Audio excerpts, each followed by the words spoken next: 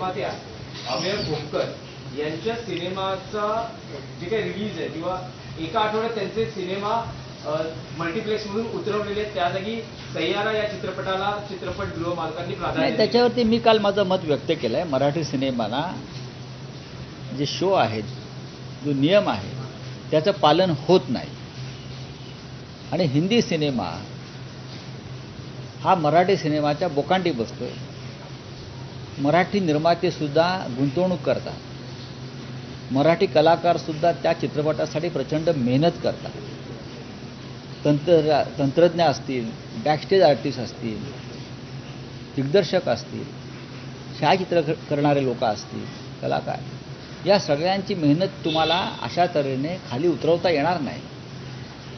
सरकार जर मराठीच्या बाबतीत खरोखर प्रेमी असेल तर त्यांनी अशा प्रकारचे कृत्य होऊ देऊ नयेत. हा विषय फक्त एका चित्रपटाचा नाही आहे, हा विषय संपूर्ण मराठी चित्रपटसृष्टीचा आहे. या दादासाहेब फाळके या मराठी माणसानं सिनेसृष्टी या देशामध्ये उभी केली, त्यांच्या महाराष्ट्रात मराठी सिनेमाची दादागिरी चालत नाही तर हिंदी सिनेमाची दादागिरी चालते, ही गंभीर गोष्ट आहे.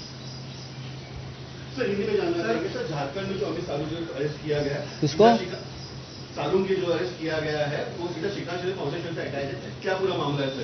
देखिए, अमित सालुंके जो नाम है वो आपने अभी सुना है, हम 4 साल से सुन रहे हैं, ये अचानक से उसका उदय हो गया. श्रीकांत शिंदे जो डिप्टी सीएम के बेटे हैं, उस वक्त सीएम के बेटे थे, उनका एक श्रीकांत शिंदे मेडिकल फाउंडेशन है.